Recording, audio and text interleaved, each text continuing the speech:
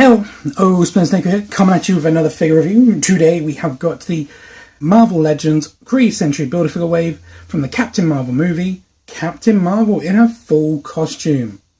This is the one I've been waiting for from the entire other wave, so I cannot wait to get this one out. I'm super excited, especially after seeing the one in the jacket. Kind of know what to expect. So let's have a quick look at the packaging. As you see, there's a nice picture out there of the actual character in costume with some nice effects going on in the background. Same art on the other side. Then on the back of the packaging you can see the exact same art as well. And we'll pause that there for anyone who wants to read the bio. And here are the rest of the figures in the wave. We have been working our way through these. We've done already Genesville, Grey Gargoyle, movie Young Rog, movie Captain Marvel in jacket, movie Skrull Talos, movie younger Nick Fury, and now we're on to the actual proper Captain Marvel. And after this we're then going to move on to the Kree Sentry Bath. Okay, so let's get this bad girl out of the packaging and see how good she really is. Here we have Captain Marvel out of the packaging. What do we think overall? Honestly, I really like this figure. I love the suit design. I love how vibrant the colours are on this. Strange though, never had this before, most of the joints were really loose as soon as I got out of packaging. You normally always have to fight with the joints to kind of free them up where they've been seized from after the factory. But no, this one, they were all really easy. I think the only joint which was tight was that wrist. So, and that ankle's tight. Little concerned, but we shall see. Let's have a quick close-up look at the accessories, and we'll take a close-up look at the figure itself. Really annoyingly, I've just found out that the scratch, which has been there for most of these videos after I've done a close-up, I thought it was a scratch, turned out to just be like a rubber mark or something. So it's just come off straight away. I apologise about that, but at least it's gone now. Captain Marvel comes with only 3 accessories. She comes with an additional head, so this is her unmasked head. As you can see, the face is I think identical to this head, I think just with a different hair. I think the hair is a little bit longer in this one. I don't know if it's just because this one's a bit more swooshed, but I definitely do feel like this one's a little bit longer. All in all, I like the hair. I'm still not sold on the face sculpt, but it's clean. The eyes are a little bit blurry, especially the right eye, but all in all, it's pretty clean and I do quite like it. The other accessory she comes with is a pair of open hands. Not much to these. You can see she's wearing fingerless gloves here and just an open stretch hands. The exact same hands. Actually, I'm mistaken. They're not the exact same hands. One second. Here's the hands that the jacket one has. And as you can see, these ones actually have a little bit more crinkles in it. And the hand shape is actually curved. I thought they were open exact same as this. So if you get both figures, you all in all get 3 pairs of hands. The slightly curved ones, the flat out open ones, and then the fist ones that are on the figure. Okay, to swap the hands out, you just very simply hold it firm on the wrist, hold it firm on the hand, give it a very gentle tug, should pop out nice and easy, and then put these ones in just like that. Nice and simple. And as I said I would do, oh, it's really stiff this one. Pull that one out, and yeah, the pegs are identical. So if you want to do any of the hands that come with the other Captain Marvel, you can use them on your jacket version. Then swapping the head out is going to be the same as like all Marvel Legends. Nice, simple.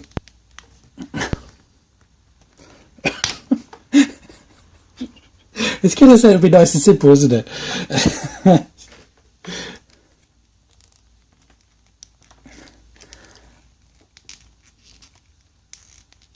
That is a tight peg. I didn't hear it pop. And it feels like it's going to snap. One second.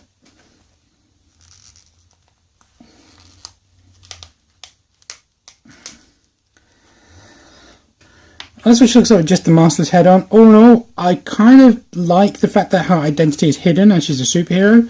So I don't know how I'm going to display mine. I don't mind that though. I think that does look pretty good. But I do quite like this. I do quite like this. And in case you're wondering if you can grab the jacket head and put this on,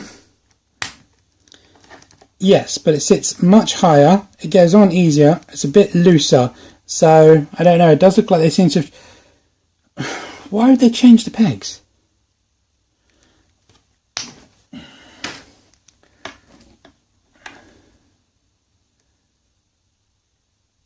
Yeah, this one just sits a fraction a bit lower. Makes absolutely no sense to me. Putting this head back on though does seem to be a lot easier. There you go. It just appears that this head is a smidge too small, so I might get a knife and just like shim a millimetre off it, see if that helps things. So having a close-up look at the actual detail, you can see that there's some great sculpt work here in the lines of the helmet, the way the hair's all feathered back, that looks really, really good. Some nice paint apps in there as well. The lines on the actual suit are gorgeous and stunning, really bright and vibrant, they really pop very, very, I really do like them. The paint apps on the shoulder pads and the gloves is really, really nice as well, very, very clean. Can't actually see any blemishes on this figure. I'm sure there is. I think there's maybe just on the boot just there. But the rest of it's really, really clean. Does look really, really nice. And a quick look at the back. Again, really, really nice. It's kind of got that pearlescent plastic we've seen quite a lot. All in all, really gorgeous looking figure. Okay, articulation. So, the head is on a ball, so you can go forward that much and back that much just on the ball. Utilising the disc as well, you can go back that far, forward that far. You get a little bit of pivot in it, not a lot. Can rotate around 360 degrees. Shoulders are on ball discs, they can go all the way around and they can go out that far, but please be mindful the shoulder pads are a separate piece on the shoulder, so if you leave them like that you will warp them, so please be mindful of that. No bicep rotation whatsoever. Standard female arm, so we just have a peg going into the elbow. So that means you do get a bend of 90 degrees there, and you get a rotation at the elbow. But the more you go round, the less you get. Wrist rotation, there, full 360 degrees, and you can hinge it from there to there. See, that's already warped a bit just from doing that. It does have a diaphragm joint, so you can go back that much, and forward that much. You can pivot that much to that much, and you can rotate around on diaphragm, but be careful because it does sound like it is rubbing on the plastic, and obviously you don't want to rub the paint off. No waist cut. T-cut hips, so she can do a Spartan kick with this leg all the way forward and this leg all the way back of that, and a split kick of that. She has upper thigh rotation 360 degrees, double bend in the knee, no boot rotation whatsoever.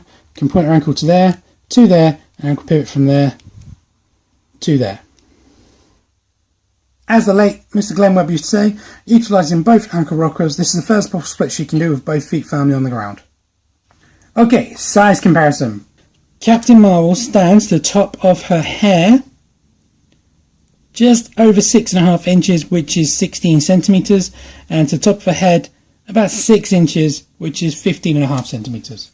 Standing next to the other figures from this movie that I have already reviewed, you have the younger Nick Fury, Captain Marvel in jacket, the Rongyog from the Star Force, and then the Skrull Talos.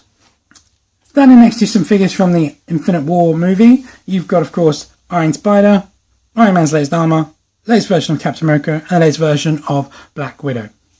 Standing next to the Build-A-Figure movie version of Thanos, and standing next to a Marvel Select Chitauri. Because I'm not too sure, but based on the end credit scene, I think she might be in Endgame. We shall see. And here's some comic movie comparisons. We have Jewel, who's a stand-in for an average female body. Bucky Cap, Sam Alexander Nova figure.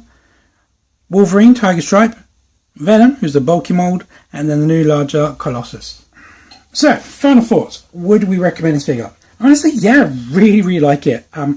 Great detail, great articulation, great paint apps, great representation of the character in the movie, which I just cannot wait to see. I know I've said it's a lot of my latest movie review figures, but you guys, please let me know what you think of this movie. Do you think it's going to be good? Do you think it's going to be worth watching? Is anyone actually excited to see it besides me, or am I going to be there all by myself? But no, I really like this. Definitely prefer this one to the jacket version. And I'm sorry, I didn't actually do a comparison, but it's the exact same figure from the neck down. Of course, it's the jacket and sleeves. That's it. That's the only difference.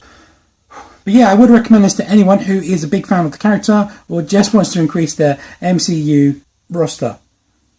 So anyway, guys, that is my review. I hope you did like this video. If you did, please like, comment, and subscribe. And stay tuned for my next one. We're going to take a look at the bath Wow, I'm really squeaking in. Yeah, we're going to look at the Kree Sentry bath. And I don't know, I'm not like super excited for it, but it is nice to just put a bath together. Come on. Who doesn't like putting a bath together? Come on. Anyway, stay tuned for that one, guys. Thanks a lot. See ya.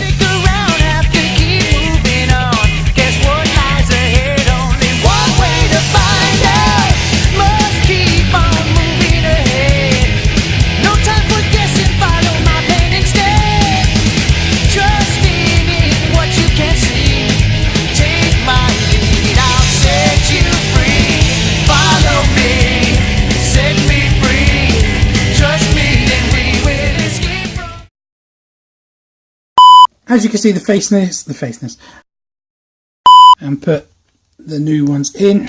Now we're all blurry, nice and blurry for you, apologise. So anyway guys, that is my route. That's my route.